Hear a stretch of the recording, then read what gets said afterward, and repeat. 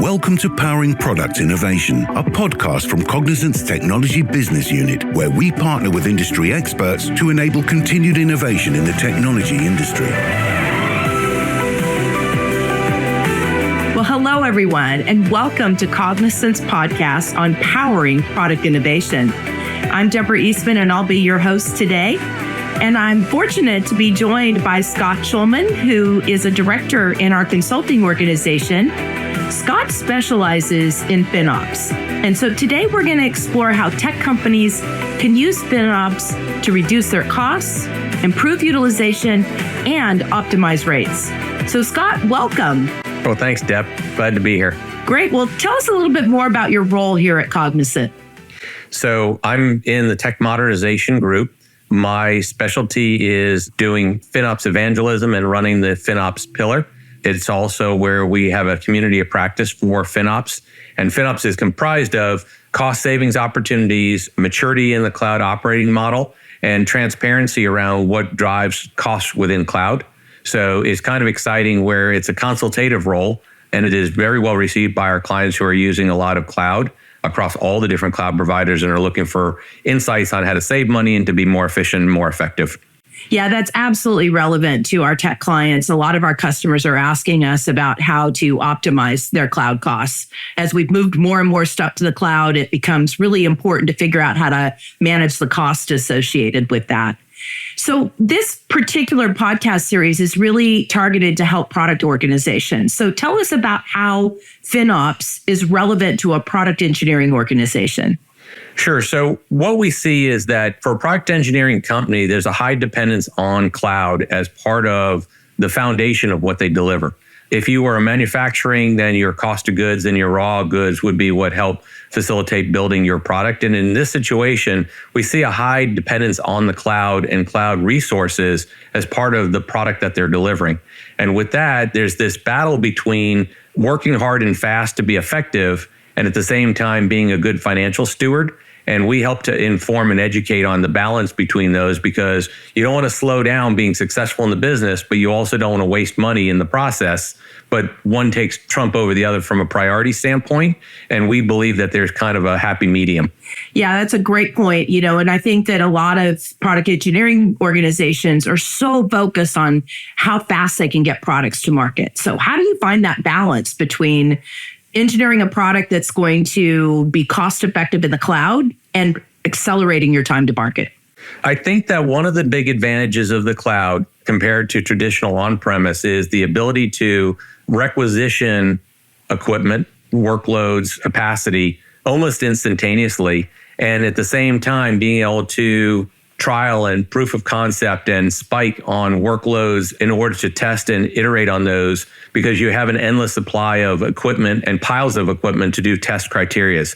So you can have 6, 7, 8 instances to test variants within your development process and then delete them as soon as you're done, as opposed to having 6, 7, 8 piles of equipment that you purchased and now you have those sitting on the shelf and being wasteful. So the ability to kind of scale on demand or to do innovation or innovative development at a very low cost, very quickly and rapidly be able to iterate from there is one of the greatest features of cloud computing.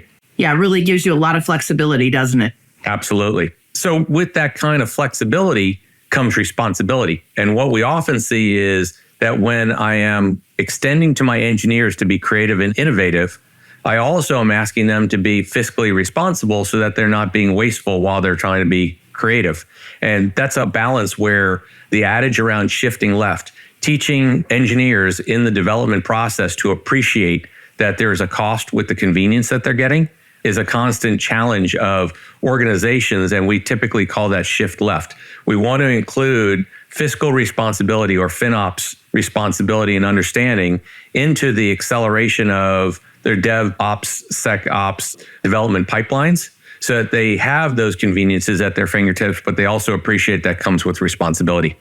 That sounds like a change management challenge. How do companies navigate that change? It's a culture change more so than a change management. Change management comes as a byproduct of it, but when you create the awareness, when you are doing the education, when it's a We call it the three-legged stool. When you have the business, technology, and finance in concert, instead of it being reactive, it's much more proactive. So an engineer is almost signaling ahead of time that there is an initiative that they are going to work on that could incur cost. And it makes finance aware of it, and it's aligned with the business objectives. And therefore, it isn't so much reactive like I turned on logs and I now have incurred expense that I was not planning. This way, I'm turning on the logs in response to a business need, and I'm forecasting that I'm going to spend or overspend in advance. And now I have full transparency throughout the business that I'm doing this in a much more proactive way. So that's interesting because as an individual engineer, then you really need to be much more mindful of this cost perspective versus just the creativity of creating the code that's generating the product. So in your work with clients, do you find that they resist that or that's difficult? To a certain extent, when they are not educated about the big picture and the value of what we're doing, they are a little bit resistant in the beginning. And then what ends up happening is that there's this kind of transitional shift where the creativity around how can I optimize the workload? How can I build in efficiencies? How can I use native capabilities that are equally as powerful but save money become fun or challenging as they are doing what they typically do. So it's just another nuance. And we also see gamifications and hackathons where engineering resources have the opportunity to be creative, not only in their design and their development and their coding, but in the implementation and the way that they've selected and used the resources that may have a financial or a sustainable benefit in parallel to delivering the value that they're trying to do. You know, that's really interesting because what you're doing is you're tapping into that creative energy in a different way, right? So not creating something new in terms of a feature or a new product capability, but really using that creativity to really optimize the way they design it. So very interesting way to connect those dots. So there's an interesting paradigm, which is if I save money and I reinvest it into cloud consumption, then I'm raising the effective value for every dollar of cloud consumption that I spent. So if I am not mature, if I am not effective, I might be getting, say, 25 cents worth of value for a dollar's worth of spend. And if I was to take those savings and continue to put them into being more efficient and more effective in the cloud, conceivably, I can raise the value of that same dollar of consumption. And maybe I'm going to be $1 or $2 or $3 of value for that dollar of spend. And now I'm really tapping into the overall value of the cloud consumption. So there's this alignment, and it's often referred to as unit economics, which is for every dollar of cloud that I spend, what is the value or correlation to some business-centric metric so that I can correlate that? An example might be, I'm going to use cloud-based fax serving, and my cost to deliver faxes are X, and the number of faxes that I deliver are Y, so I'm able to understand the cost per fax. And if I did that on-prem with a fax machine and a hard line, it would have been this. And if I do it in the cloud, I can very clearly delineate what that cost per fax may be. And now I have intangibles like convenience and auto scalability and never getting a busy signal and unlimited phone numbers and a whole number of other varieties of values that may not be financially attributable, but I can absolutely see the intangible value of them. So when we talk value and value proposition, it really aligns with what the business drivers of an organization are so that they can achieve the greatest value out of this consumptive spend that they are investing in. Funny that you use fax machines. I didn't know they existed anymore.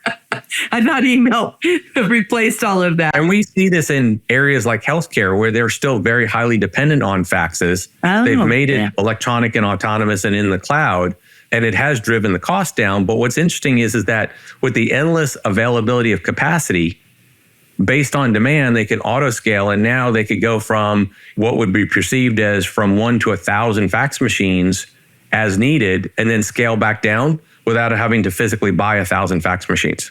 Interesting. So how does this change the metrics? How do they think about metrics? Often my clients, when they're developing products, they're always talking about velocity and number of story points and those types of things. How do you factor this into the performance or organizational metrics? So what ends up happening is that you have the ability to define metrics on a whole variety of thresholds, and some of them may be utilization, some of them may be costs, and some of them may be business drivers. So in the case that we were talking about with faxes, we're able to measure the velocity of the number of faxes and the frequency. And we're also able to see whether or not the cost to deliver a fax goes up and down as volume goes up. So if I have a day that I have an enrollment and a high volume of faxes, and based upon the equipment and the efficiency of it, compared to a static standalone fax machine with a phone line, I may be able to have my cost per fax go down as I have prepared for more volume in a shorter period of time. So if I turn on a workload and then I turn it off when it's idle and I turn it back on as it's needed, and I know what it's going to be needed because of the hours of enrollment, I can control those costs with metrics and be able to see visibly. And there's a philosophy that FinOps.org advocates called the Prius effect.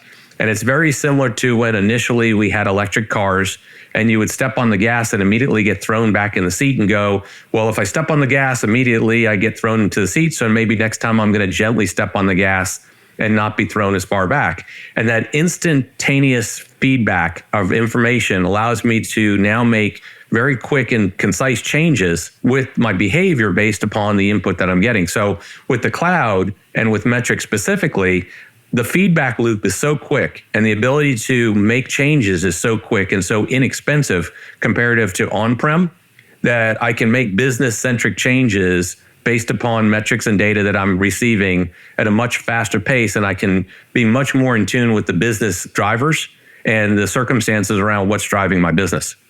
So you've given a great example around faxes and a healthcare agency or insurance company, but can you bring that down to a SaaS company? Do you have a parallel example you could give about how you would do this in a SaaS company? So often with a SaaS company, they are providing services because they are built upon cloud. So, if you think about the velocity of customers or the tenet of how many customers can share a single resource until it hits a saturation point, I can auto scale on the fly. If you look at a GoToMeeting or a Zoom or a Teams, there is a saturated point of the number of participants and the number of calls per one server to deliver that call. And I can on the fly scale so that nobody ever gets I can't join your meeting because there wasn't enough capacity. So seamlessly, I can scale up and scale down, and it will do it automatically, or I can do it intentionally. And the impression that I get to my users or my customers is we're always open, we always have plenty of capacity. And we see this especially during pandemic, where there was an unprecedented increase in certain consumption patterns, people working remotely, doing GoToMeetings, whatever the case would be. And the organizations had to figure out how to scale seamlessly so that they didn't lose customers and revenue from that initiative. So we see that in a SaaS environment. We also see that similar to a typical cloud consumer, SaaS services also want to watch the same kinds of information that we do when we're watching our consumption of cloud services. They want to know what the utilization is. They want to know what the spend is. They want to know what the top service is being consumed. They want to make sure that they have excess capacity. They want to have high availability and resiliency. So similar to what we typically see in a traditional CSP, service provider, we see this similarly in a SaaS provider also. Yeah, interesting. So many of our SaaS customers are working in a multi-cloud environment. Is there anything unique about a multi-cloud environment? So in the realm of FinOps, multi-cloud brings greater advantages than a single cloud service provider. And the reason is that you have the ability to aggregate data across the cloud providers and be able to see information with a new metric or a new dimension. So if I have an application and it sprawls across multiple cloud providers, but I still have a reference or a tag for that application, I can now correlate and roll up the usage pattern of the application uniquely to one cloud service provider or horizontally across multiple cloud service providers to show fault tolerance, to show response time, to show cost, and a variety of other kinds of things. And more so, with each one of the cloud service providers having kind of their own way of presenting metrics and cost information, we're seeing things like the Focus program from FinOps.org, where there's a normalization of utilization and cost information from the disparate cloud providers so that they can normalize the information back. So you can say, I want to see the compute for this application that sits across multiple cloud service providers and be able to get back one answer that says, okay, I've normalized it and here's your answer. Now, if you would like to see it by Amazon or by Azure, I can give you that detail also, but I can kind of seamlessly with one metric give it to you holistically across all of the cloud service providers. Is that requiring new standards in cloud, or is it a third party that's aggregating that data? So FinOps.org is a nonprofit organization that is serving the FinOps community. This is an initiative that they've brought to the cloud service providers, and most, if not all of them, are now participating in this new initiative to provide their own information in this common lexicon in order to be able to provide commonality and to make it easier for visibility and transparency of the information to the consumers of their cloud providers. Okay, interesting. So you've talked about the ability to be very dynamic and flexible and the opportunity to optimize your costs, but talk a little bit more about improving utilization. Sure. So what we see with utilization is kind of twofold. One is to get the best use out of your spend, and the other one is to get the greatest performance out of your spend. So in one case, if I have bought something, a number of VMs in advance, I want to make sure that I use all of them. Otherwise, I'm kind of leaving money on the table. If I am buying a workload and it is not properly sized, I'm underutilizing it and I'm overpaying for it. So I want to right size that to have it be as close to my peak usage and not too much over the top so that I'm wasting. But I want to have headroom should I need to burst in that realm without it scaling to N+1 of them. So if I am consistently running at 80%, I'm pretty close to where I need to be.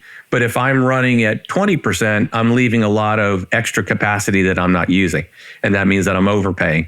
If I am buying a commitment for 100 virtual machines and I'm only using 60 of them consistently, I have 40 of them that unless I intentionally left them for some form of high availability, I'm leaving 40 extra too many, and maybe I only need 5 or 10% extra for the consumption. So I might be overbuying and being too aggressive in my contingency, and once again, overspending then unnecessarily. Right. So you're really optimizing all of your resources available to you and making sure that you're not overspending or underspending and using, as you said, utilizing those resources effectively. Yeah. And often the overspending is due to I needed to move to the cloud quickly and I just kind of moved. We've used the term lift and shift to get to the cloud. Mm-hmm. And I haven't had the opportunity yet to prioritize optimizing it or refactoring it to get the greatest value at the lowest cost using the features. So we often see that in an effort to reduce on-prem costs, an organization will quickly move to the cloud and it gets there, but it isn't the most cost-effective way to do it. They've just accomplished one goal and created another problem at the same time. So they haven't really architected for the cloud. They took an on-prem app and then just moved where it's located. And often they have best intentions or they're in a migration strategy or there's a prioritization and they haven't gotten to it yet. And that's not wrong. It's just making sure that the business is aligned with their priorities and that if they are going to prioritize one kind of a workload over another to save money, that's a known factor. It's frustrating when they look up and they go, wow, we didn't know it was going to be this expensive or we were unaware of that. I'd much rather agree that they moved it there knowing that there was going to be a carry cost as opposed to I'm unaware of the extra cost. And to me, that becomes tech debt or an opportunity to be more mature or to be more refined in their cloud strategy. Yeah, understood. So tech companies tend to be pretty savvy about this stuff. And I know you work with a number of tech companies. What do you see in terms of the current maturity of tech companies in using this approach?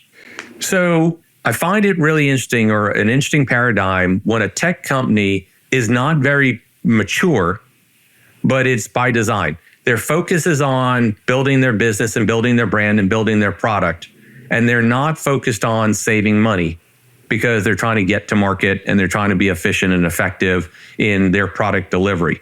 At the same time, there is an opportunity for them to be more mature, but that typically comes with time after they've analyzed and identified what their pattern is.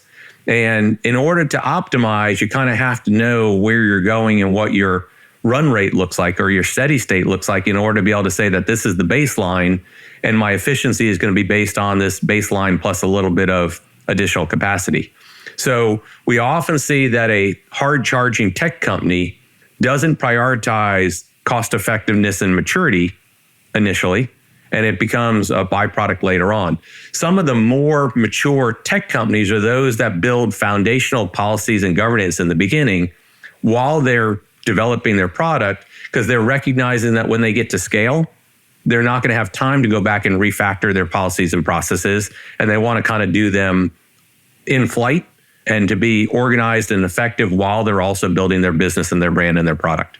So what are some of those policies and governance that's necessary to do that right from the start? So a good example is orphan storage. I'm going to run a backup and I'm going to save it for a period of time, and I'm going to identify the importance of it, and I'm going to understand when it's okay to delete it. And if I don't understand when it's okay to delete it, and I don't appreciate how much every day of keeping it out there costs me, it very quickly can just become a cost that I'm unaware of. So if I have a strategy that says, I'm going to create a backup and I'm going to keep it for 7 days, and every day after 7 days, I'm going to have a review process for business significance, and that the cost is understood for every day of keeping it, kind of like when you have a rental arrangement and you're beyond your rent, and now you are paying by the day. It is more expensive, but it's an understood cost. Similar to this, you want to have awareness of the cost and the impact of it. You don't want to be unaware of the cost because you didn't have governance or policy. Okay, interesting. So how long does it take for companies to kind of build that foundation? If they haven't built it already and they've got to go through the change management, what does that process look like? We see maturity go from, say, pre-crawl to run somewhere between 5 and 7 years. Wow. When we start talking to organizations, usually they're in their second or third year of being in the cloud, and they're starting to feel the pains of this. So they're not too far in that they can't start on their maturity improvement journey. But if we see the overall kind of timeline for an organization doing this maturity dance, it's around 6 or 7 years. But if they're more aware on the onset, and they are now starting to enter the cloud, and they are aware that there's a maturity journey that they understand the implications of, they can be at a run state and be very effective along the way because they can be doing those things in parallel. And we often see that with IT leaders who have done this journey before and are joining an organization and now taking that organization to the cloud, where that experience allows them to say, I understand what maturity looks like. Let's start implementing it at the beginning, rather than it being an afterthought and starting to implement maturity in the middle of the journey. So to the extent that you have the opportunity to start from scratch, build the foundation now. Otherwise, you are going to be on a journey of transformation in the future. Yes, and that's why Cognizant, when we offer our point of view and our expertise on FinOps, we're able to give use cases and advocacy around what we've seen with organizations at different verticals, as well as at the same kind of consumption patterns as others. And what's interesting about the cloud is that you don't have to necessarily benchmark it against your own industry in order to reap the rewards of knowledge. You can understand those that consume at the same pattern with the same kinds of problems, the same kind of services at a similar cloud service provider.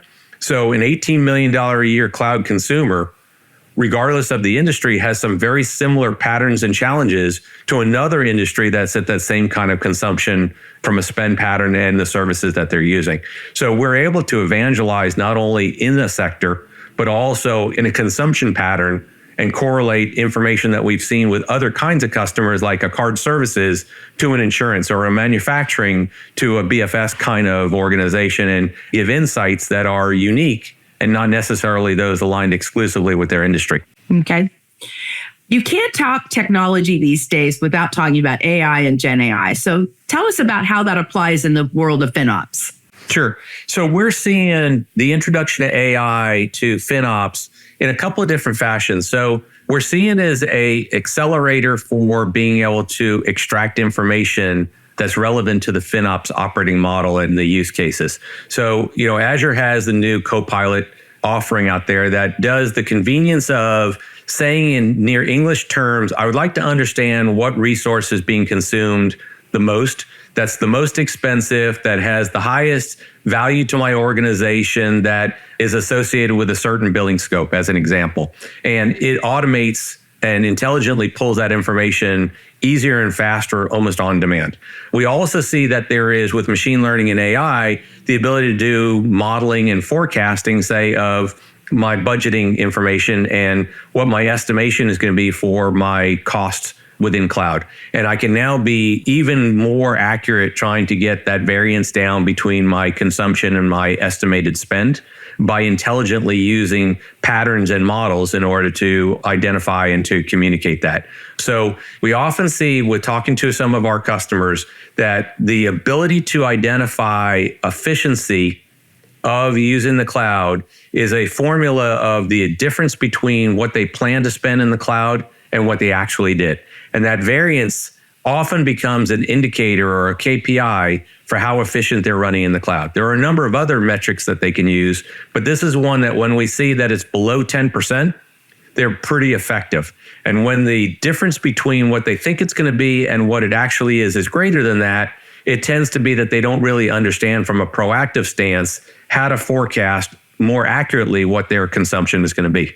And when you're able to use AI or ML in order to help identify that, it goes to the effectiveness and efficiency of using the cloud. Right. Well, we all know we're on an early part of the journey of AI, so I'm sure there'll be an ongoing evolution of how it's going to apply and help people in this particular area. Absolutely. I believe that the AI and the machine learning initiatives are going to help reduce the number of people are needed to deliver the same work, freeing those people up to do different work and more important work. I think that as we start to see things that are recurring and repeatable processes and can be automated or can be done intelligently through AI, I believe that it still allows the people who have to interact with individuals and to do the improvement of FinOps culture. It frees them up from that distraction to allow them to interact with the individuals much more genuinely and much more informationally. Yeah, I think it's really interesting, the debate on how AI is going to impact jobs. And I think you nailed it, right? It's really going to free up people to do things that are probably more creative, more strategic, and give us an opportunity to do more with less. Yeah, I actually believe, as we talked about earlier, that the savings that are generated from AI can be put back into improving the value of the cloud and bringing more people into the cloud service offering so that they can bring greater value to the organization. So they can be greater evangelists, or they can work within business units, or they can be embedded into product-centric areas and bring that FinOps expertise and experience to the ground and right there where they're making these products and these offerings, and let the AI do some of the more mundane items that take people away from that right now. And that way we can create even greater value and at the same time bring more people into the organization, even though it might be initially perceived that bringing AI reduces headcount. I believe that AI just allows people to be freed up to bring other values and services to the organization. Yeah, I agree completely. So we've talked about how FinOps helps to reduce costs, improve the utilization of your resources, and you also talked about how that will allow you to optimize rates. Is there more there to uncover in terms of rate optimization? Yeah, so what's interesting is that rates are typically driven by a couple of different drivers. As volume goes up, then your rate should be able to go down, i.e. the more that you buy, the cheaper it should be. It gives you a negotiating power to be able to say, I am consuming more, or I plan to consume more, so I'd like to get a greater discount. But with the rate optimization comes another level. And a really smart man once told me that if you can't get more profit from your margin, you can get more effective profit by optimizing your costs. And now what happens is that in the cloud, you end up with what's called an effective savings rate. And what that is that's your contracted rate plus the blend of all the other areas that you can affect discounting in order to get a blended discounted rate. And what I mean by that is if hypothetically you're getting 15% contracted rate off of on-demand or list price from your cloud services, and now I buy a reserved instance in advance in order to get a greater discount, and now I can implement another kind of savings opportunity like a spot. And now I can shut down workloads when I'm not needing them and turn them on as I need them. all of those things blended together might get me as much as 30 or 40% effective discount over that small discount that I got in the beginning. So the effective discount is when I combine them all together, and it's how much am I really getting and how much savings. And I think that is a combination of a variety of methods. And when those are put together, you get an effective saving rate that's even greater than your contracted rate. Lots to think about here, Scott. I mean, there's a lot for companies to take on in terms of really optimizing around FinOps. If you were to give advice to a technology company that may be on that journey, what would be the 3 most important points you'd want to tell them? Sure. So I believe that education is number one. And there's a variety of ways to get educated on FinOps so that you can appreciate what we've been talking about today and how it can be applied to your business. FinOps is very much like GAAP is to accounting. It is a framework and a set of standards, but it is adopted individually by each organization based on the culture and their appetite for consumption. But to understand it allows you to apply it so that it is useful within your organization and beneficial.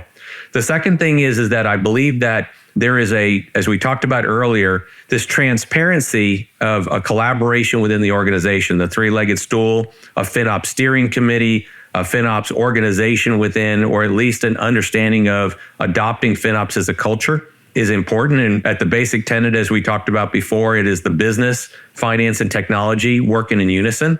I believe that with that also comes full transparency around cost. It's understanding about utilization. It's understanding about the goals and objectives. It's understanding the business drivers and the value that the cloud can bring.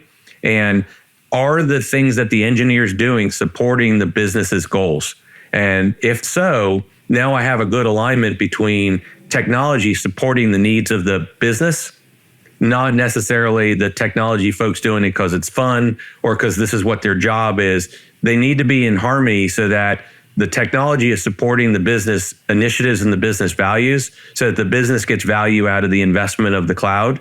And the cloud is then reaping those rewards and helping the business. And once again, driving down the cost and improving the value for every consumptive dollar of cloud that gets consumed. Okay, so you mentioned education, transparency. Then FinOps committee, okay, and that culture gets established, and then making sure that the technology is supporting the business initiatives. Great, terrific.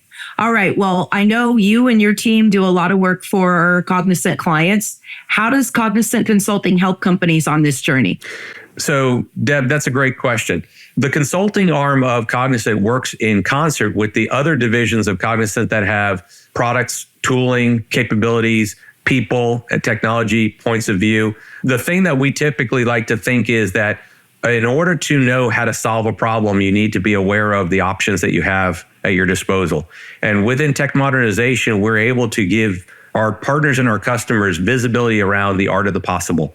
So we talk about what their pains are that are keeping them up at night. We share with them things like the topics that we've talked to today around how this initiative or AI or data governance or any of the other areas that we have points of view on can bring value to them. And then we help facilitate methodologies or proof of concepts or staffing improvements or technology tooling that solve those problems. And what we found is that when we do that, we're able to build on the successes of this partnership. So a win is rewarded with another opportunity to bring another win to that client. We help them as our partner, not as our customer. And with that, we're able to go ahead and to prove out that this partnership is bidirectional and that we get as much value from them as they do from us. And with that, then those relationships are fostered and well established. And it is not uncommon for us to have 10, 15, 20-year relationships with our clients that have been built on trust and with success over time. Great. Well, there's nothing I love more than bringing additional value to our clients. So we appreciate the great work you guys do. And I appreciate you taking time with me today. It was great to talk to you. And I know this is a really important topic and hopefully our listeners got a lot out of it. So thanks, Scott. Thank you, Deb. This was fun. Appreciate it. I want to say thank you to Scott Schulman for taking the time to join us on the show today. It was really interesting to get his perspective and his insights into this world of FinOps.